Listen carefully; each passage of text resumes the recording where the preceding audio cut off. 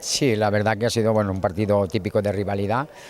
Dos equipos muy cercanos, en un campo de césped natural, en no muy buenas condiciones. Aparte nos hemos encontrado con la sorpresa de que prácticamente ni se ha mojado ni se ha regado desde el inicio. Eso significa ya qué tipo de partido pues íbamos a ver por parte de ellos y por parte nuestra. Pero bueno, al final creo que hemos sido el equipo que más ha propuesto sobre el terreno de juego, que más ocasiones ha tenido y al final no hemos conseguido la victoria. Pero bueno, trabajo con, perdón, contento con el trabajo del equipo. Hemos vuelto a puntuar y hay que seguir trabajando.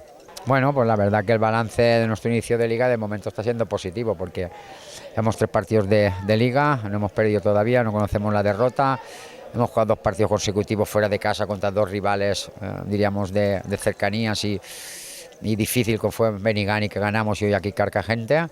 Y bueno, pues la verdad que positivo, de 9 puntos sacar 7. Y bueno, la próxima semana volvemos a la Murta, donde vamos a intentar que se queden los 3 puntos.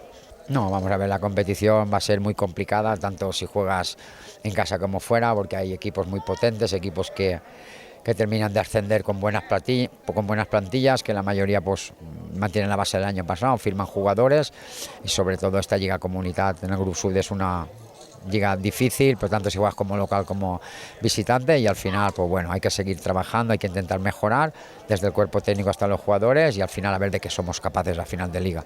Bueno, pues la afición, pues que el próximo domingo volvemos a la Murta, que llevamos 2 semanas si están allí, sin ofrecerles nuestro juego ahí en casa, aparte de que se desplazan fuera tanto Benigani como aquí, pero que bueno, que el domingo vamos a estar al lado de ellos y vamos a intentar brindarles la victoria.